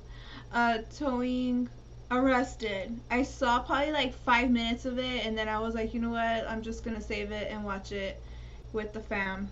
Because it's courtesy of WFLA News Channel 8. Let's watch. It's like 26 minutes long, so after this we'll move over to the other channel. So May the 15th and 16th, our contract company called up and showed up and began searching the community for any vehicle that was in violation of the ordinance. Well, they made a tow on the 16th. It's interesting, they showed up late in the evening and they towed a Suzuki from the carport. Real quick, I have a towing story that I want to share because this triggered my memory. I used to walk my dog before I got like a phobia of doing so. For anybody who doesn't know, I was attacked by a pit bull last year when I was walking my dog, and I haven't taken him since. But a long time ago, I was walking my dog and this big red towing truck was pretty much stalking me. Like, they kept driving past me, and then they would like go into like a street or a parking lot and then back out and then drive by me again and do it again, and like they did it at least like 4 or 5 times. It's okay. It's made me just not want to take the risk. You know, it's just, I don't know. I don't trust people anymore to do the right thing when it comes to their dogs. For some reason, people around here think it's awesome to let their dogs run around without a leash, and I just can't put myself or my dogs at risk. So, yeah, like he passed by me like a good 4 or 5 times, and at one point he drove over like a sewer, what's that thing called? A manhole, and it caused the hook thing that's in back of the truck like to move around, so it was like a really loud like metal sound. Even my dog like knew that it was the same truck that was passing by, because my dog started barking at the truck, and I felt fear. Like, I'll be honest, I felt fear. Like, I don't know what the guy was trying to do, but just the way he was stalking me like that was intimidating. I didn't find it hot or cute at all. It was weird and scary. I ended up walking into like some apartments that weren't even my own, that I was kind of like side-eyeing, but I felt it more safe in there than like what he was doing. He passed me, and then I went into these apartments, and then like I kind of hid like in this area, and then he pulled into a parking lot, back out, and then he was gonna pass me again, but I had gone into these apartments. I let him pass by, and I literally ran home like a kid. Like, that's how scary like that was. Like, I didn't want him passing by me like again. That was weird. Hey Queen, she says sending my love, can't stay, but salute to everyone. Okay, all right, thank you. Oh, thanks for the share, I appreciate it. Real quick, if you're still here, my internet went out and I had to do a bunch of double shifts. That's why I haven't been so present, but tomorrow I'm supposed to only work in the morning, so in the afternoon I'm going to catch up to Concealed Ringleaders videos and like your last live stream, because I'm very interested in what you guys are talking about. I feel like I need to know more, and well, I only trust you all to come with the truth, so I'm going to try to catch up, and that way we're all on the same page of that situation that's going on. So I appreciate it, and hope to see you soon, and I'll message you when I can, and hopefully you'll have time too, so we can catch up. But yeah, that was a weird thing that happened, and I don't know, we were watching a story about towing, so they can be, I mean, they're people, they're just people like anybody else. Just because they're professionals doesn't mean that they're gonna behave correctly. So I guess this isn't surprising that a towing company, and it's the owner too, not even an employee, but the owner, he killed a customer. So let's keep watching and find out exactly what happened. Now understand, these folks had their vehicle in their carport, backed in, but it did not have a tag on the vehicle. So the employees of strapped towing were actually going not only through the park, but walking up in people's carports and looking to see if the vehicle had a tag on it. The vehicle was operational and running. It was this particular vehicle was a Suzuki, and strapped backed up and starts to tow the vehicle out of the parking lot. The owners come out and say, hey, don't tow our vehicle away. And they go, you sign a contract to live here. The contract says that you have to have a valid registration. They tried to bring a tag out. They asked if they could get their car back. I always find that interesting. Like, if you got the tag or whatever it is, it doesn't take too long to like put it on there. Like, what happens that people just decide to drive around like without it when they have it like right there in the glove compartment? I'm just saying, it would lessen so many issues. The owner of the company and the tow truck driver, Michael Den, refused to let them have their vehicle. Okay, Alan. Okay, cool. Hope to see you soon. And he towed it away, despite the consternation and request by the owners. So away the vehicle went at about 11:30 at night. So the next day, on the 17th, the afternoon of the 17th, two families go to this tow company in Mulberry, Florida, to retrieve their vehicles. And there's another disturbance. Well, it starts out rather peaceful when they tell the employee that's there, we want our vehicle. One of them paid like $265, the other paid like $300. How there was two different prices of tows from the same place, we don't know. The storage yard was more than 10 miles away, from the tow location. That is a violation of law. So anyway, they paid, and we'll talk about Juan for a minute. Juan, Muriel, and that group paid to get the vehicle back. But the vehicle was in the back of the storage lot, and the battery was dead. Now, according to them, the battery worked, the vehicle ran when it was towed away, but now the battery's dead. So the employee calls Michael Den and Elisa Den, who are at this particular time in Bartow eating dinner, and said, hey, these folks want their vehicle back. They've paid the price. And they go, well, we're eating dinner. We'll be there in a little while. So they finished eating in Bartow, and then they drove all the way back to Mulberry. And an argument ensued because Michael now wants to charge them another fee to hook up to their car in the back of the tow yard and tow it out front. So an argument ensues.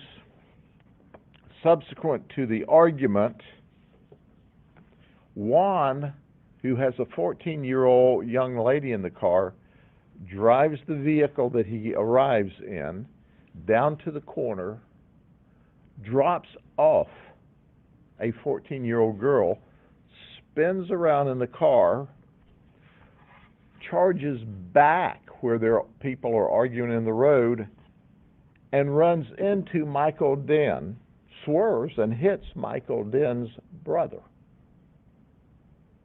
injuring him. Then he spins the car around, jumps out of the vehicle. Michael Den approaches him, shoots him, and kills him. Of course, the sheriff's office is notified. We respond. Michael Den says, I'm standing my ground, I'm standing my ground. And we go, what do you mean you're standing your ground? The victim, Juan Muriel, certainly would have been arrested had you simply called the sheriff's office for charging back in the vehicle and hitting your brother. But when the car spins to a stop, and Juan gets out of the vehicle without a firearm, and you shoot him ultimately in the back of the head and kill him. The fuck? As he's walking clearly with nothing in his hands, posing no immediate threat. That's not stand your ground.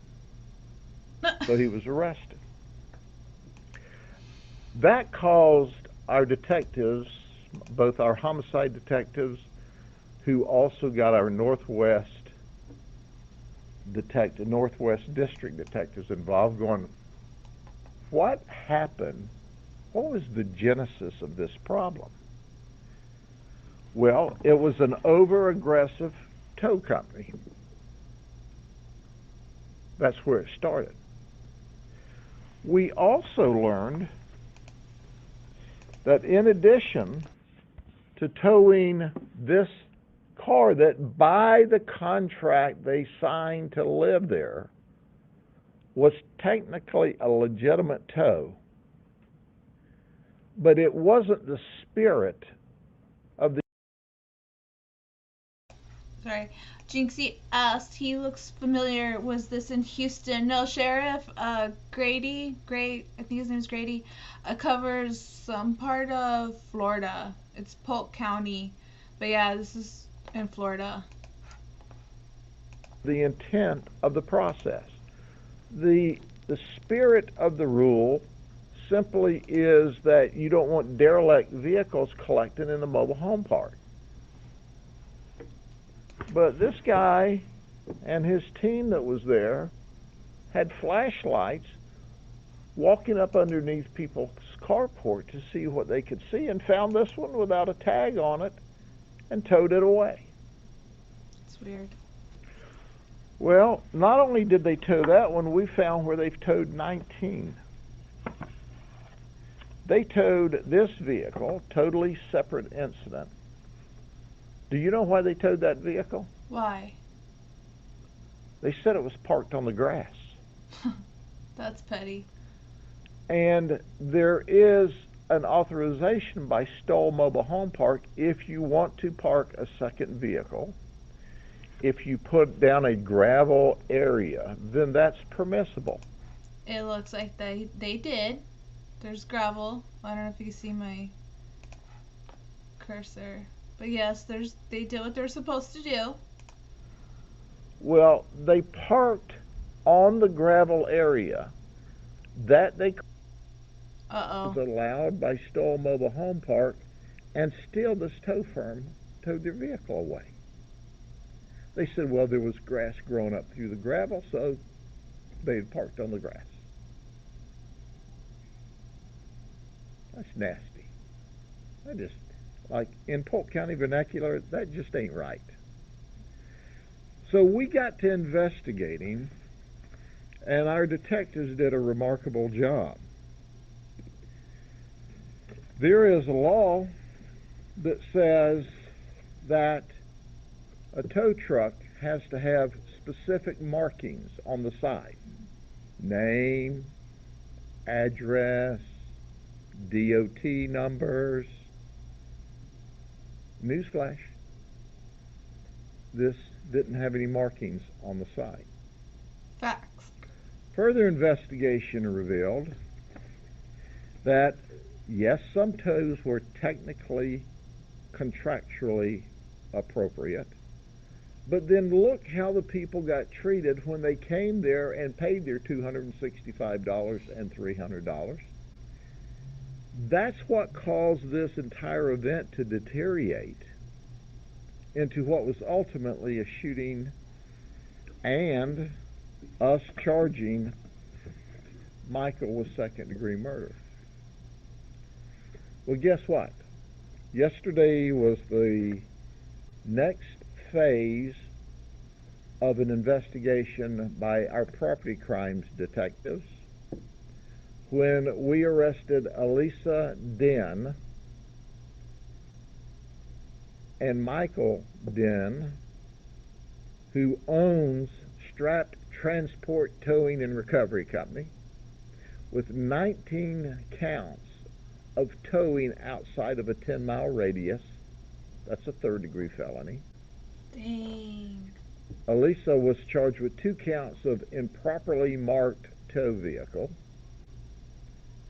Michael was charged with 19 counts plus 2 counts, plus he was charged, it's a felony because the state law says, hey, if in the process of the tow the people want their vehicle back, you have to tell them and offer a reduced fee of no more than half price to let them have the car back. Now I want you to think about this for a minute.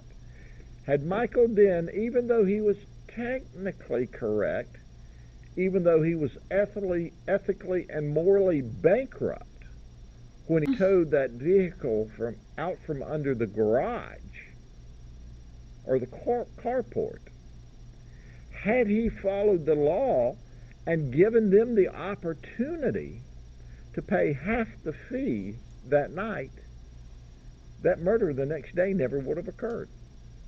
His brother never would have been hit. And when they came to get the car and paid the money And he and his wife showed up mad and wanted to charge him another fee for bringing the car back from the back of the lot. And how did the battery get dead overnight? I'm suspicious. Who knows how that occurred? So we arrested them. And you know what? What? We towed the tow truck that Elisa was driving. So after we towed the tow truck, we put Elisa in the back of a patrol car and strapped her in and put her in the county jail. You see, she was driving the tow truck this way, and then we put it on the back of another tow truck and towed it this way. I'm telling you, he's funny. And then we put her in jail. Uh-huh. Well, we didn't put Michael Den in jail because he's already in jail for second-degree murder. So we went down and added on a lot of other felony charges. He's fucked. So while I understand Stoll has a responsibility to keep the park neat and tidy so that people will want to live there, and certainly that live there have a right to live in a nice, clean environment, this is an example where I don't think Stoll did its due diligence and hired what I consider a fly-by-night towing company that clearly, unequivocally didn't follow the law and took advantage of hard-working, poor people just trying to make ends meet. That's fucked We talked to another lady. We talked to another lady who had $260 charge. For what? That lady had 2 part-time jobs. She had to take an Uber, pay an Uber $40 to take her down to recover her vehicle. She lost a day's wages. The 2 part-time jobs together only paid her $80 a day. Dude, they're just being fucking assholes. Like, damn, like, it's one thing to react to bullshit, but, I mean, this is labeled correctly. It says predatory. That's exactly what they were doing. They were victimizing the people that's a part of, how do I say it? It wasn't even a part of their community. If it was beyond the 10-mile radius that's allowed for them to be towing. Like, they went outside of their quote-unquote jurisdiction to find people to fuck over. Karma had to happen at some point. Like, something's gotta give at some point. You can't just go around fucking people over like that without it catching up to you. So it took her, what, 3? Whoa, hold on. Sorry, I'm gonna just let this play. I'm gonna go. 3 or 4 days' wages just to get her car back. That is wrong. That is so wrong. That is wrong on every level. I don't know how people who take advantage of hard-working poor people trying to make ends meet sleep at night. But they're sleeping in the county jail at night. Or maybe they're not sleeping. I'm okay. This princess saw probably a cat outside or something, if you just heard that. It wasn't an intruder or anything like that. I don't know if you were here, but last time we heard a gunshot. I live in a crazy neighborhood. But we're good. We're good. Jinx says, these people already had it rough. Then for these people to go around making their life harder, just bullshit. You know? I want to say that karma doesn't get them all the time, but in this case, I'm glad their shit got caught up to them, because they were fucking people over. They were looking for people to screw over. And I could just imagine the conversations they were having amongst themselves. They were probably like, yeah, like, we're getting money, like, this is how we get paid, like, in that paper, whatever whatever wheels were grinding in their heads to justify them doing this to people is just so fucked up. And I bet they got pleasure hearing about how they were inconveniencing people and just making, like that one woman who had to pay $40 for an Uber and then lost a day's work, and she was working 2 part-time jobs. That's fucking mean. That's horrible. Like, how can you not feel that you're being fucked up? But we're going to talk about that in all my other channels. So, Jinxie, I hope you're subscribed to my MissRaeMoody Talks channel. I'm going to drop the link again just to make sure everybody's subscribed. Because we're going to talk about, basically, my main topic is going to be about bullying, people taking advantage of other people, aggressive personalities. We're going to do research. It's going to be very important that I have an active chat because I do want to have a conversation. I completely understand. Most people don't want to jump on panel, and that's cool.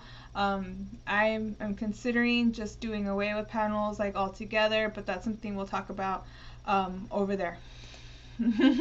Jinx says, I'm glad it wasn't an intruder this time either. I got used to hearing gunshots in H-Town.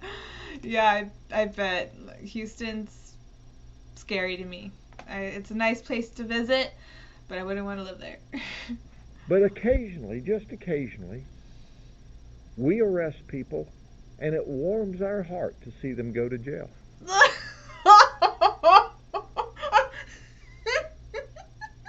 I'm sorry. I'm not a fan of cops. I'm really not. But Sheriff Grady is something else.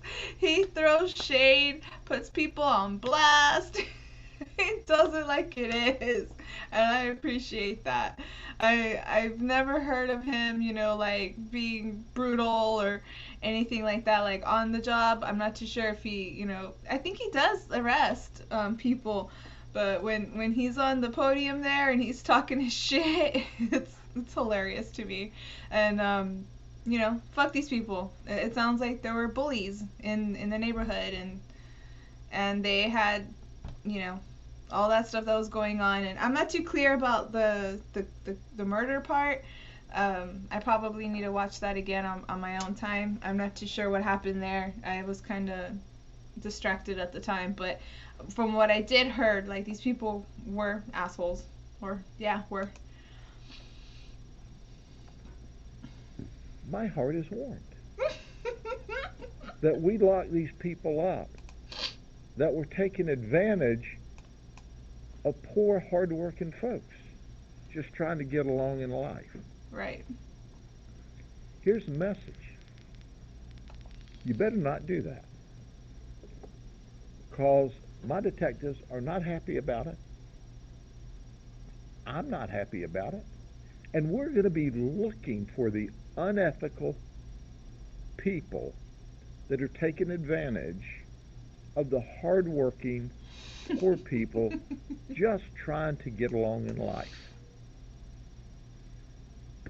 So, if you don't want your tow truck towed away on the back of another tow truck, He's so silly. If you don't want to go to the county jail, you better ensure that you comply with all the rules, all the county ordinances, and the state law. And oh, by the way, Yeah, me too. They're locked up and they're no longer going around. I know, I get what you mean, what you meant.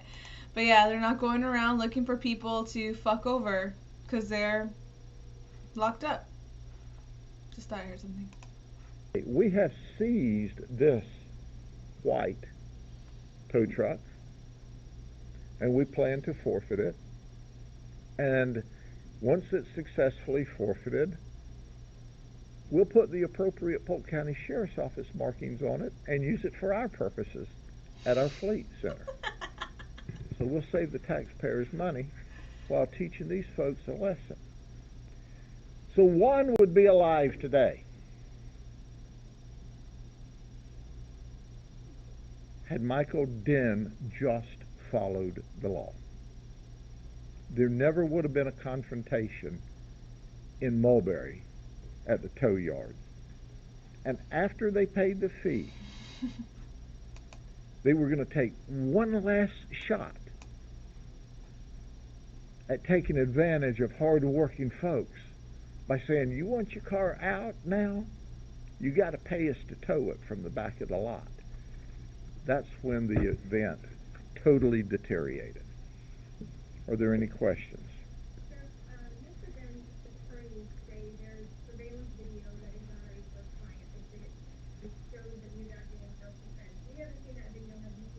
I have seen the video, and it is currently in active litigation in the courts because, quite frankly, I can say this, when we were doing our investigation and served our search warrant that night, that video that has mysteriously appeared wasn't there. So there's an active criminal investigation ongoing about where that video was, and there's active litigation in the court, so it would be inappropriate for me to comment any further on that. But let me tell you clearly and unequivocally, we are all over that like a cheap J.C. Penney suit. Look at the look on his face. He's serious as fuck. Oh, this is one person I wouldn't mind if they lived forever. They also say that these charges are retaliatory because that video was exoneration.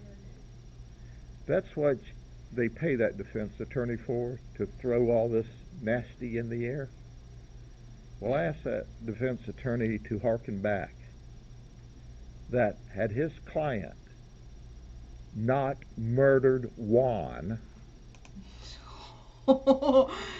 He murdered Juan. Damn it, not Juan. He's very affected by the murder of Juan, and I like it. I'm glad that somebody like this is out there defending victims. He takes his job very seriously, and I think that's awesome. There should be more cops like him. Had his client followed the law that night, none of this would have happened. That's the truth. Should have left Juan alone. So that attorney can throw all that baloney out there he wants. Get your fees. Get them up front.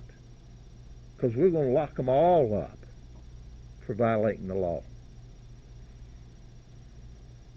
A lot of people just feel helpless whenever their car gets towed and they basically have to do whatever, they have to pay whatever the tow company says they do. What can people do whenever they feel helpless or they feel like they're getting scammed? Absolutely. First and foremost, the overwhelming majority of tow companies do it exactly by the rule. They're ethical, they're moral, they understand that people are really in a really tough situation because their car's broken down, they legitimately, inappropriately parked in the wrong place, and the tow company is doing what's right. That's not the ones we hear about. This is the ones we hear about. The ones that tow out of your carport. The ones that take flashlights and walk around at 11 o'clock at night seeing if you got a tag on your vehicle. The ones that tow you off of a gravel parking space that's legit and they claim you're parking on the grass. That tow company gives all the others a bad name. But if you'll Google up, you can look at the county ordinances and the state law that says specifically how they have to operate.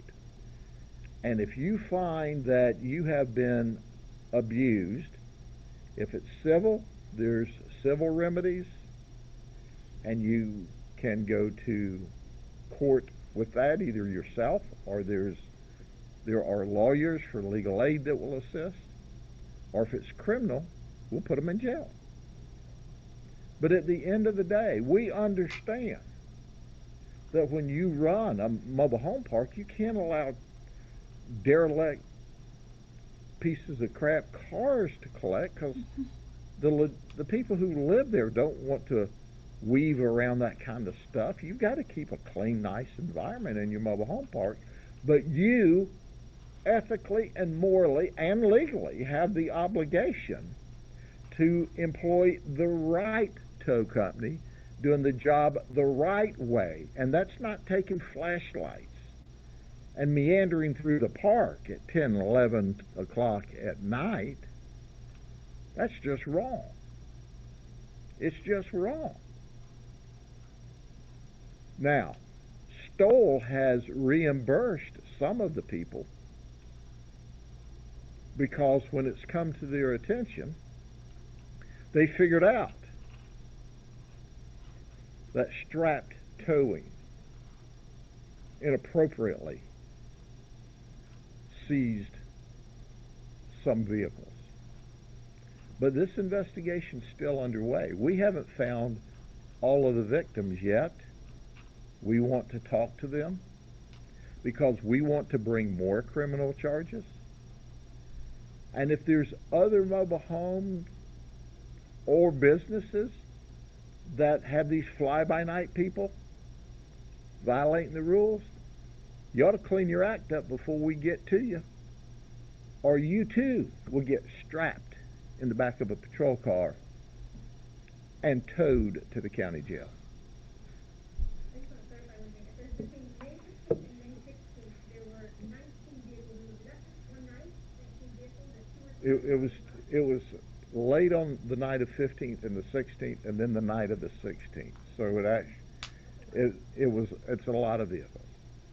And in 2 days. They did that in 2 days. And they would have kept going too. That included the one towed off of the gravel and the one they towed from underneath the carport. This is horrendous conduct. You don't treat your fellow man or woman like that. You just don't do that. Not in Polk County, not in our community. We respect each other. If you violate the rule, you violate the rule. If you violate the law, you violate the law. We get that. But you do not take advantage of people when they're down and out. You don't take advantage of people when they're not down and out. You treat people with respect. How would you want to be treated? And that entails following the law when you're doing your tows and recoveries and that sort of thing. Any other questions? People beware. Don't take advantage of these hard-working folks, these hard-working poor folks, these hard-working people that don't have much and think they don't have an ally. They got an ally in my deputies and detectives. You violate the law, we're going to put you in jail.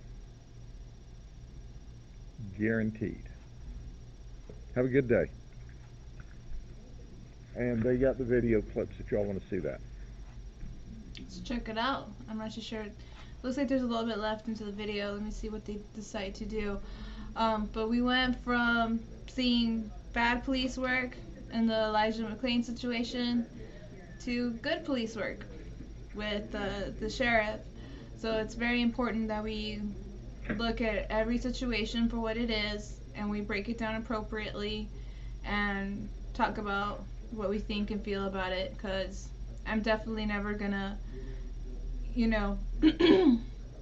I'm definitely not gonna put a blanket statement and say that all cops are crap or anything like that. That's just not reality to me. There's good people and there's bad people, and the same goes to cops. But a good guy, real talk. He's really interesting to watch. He's really cool. Let me see. No, it doesn't look like they're gonna share the videos. Alright, so I'm realizing that I need to make a thumbnail for the next live that I'm gonna do on my other channel.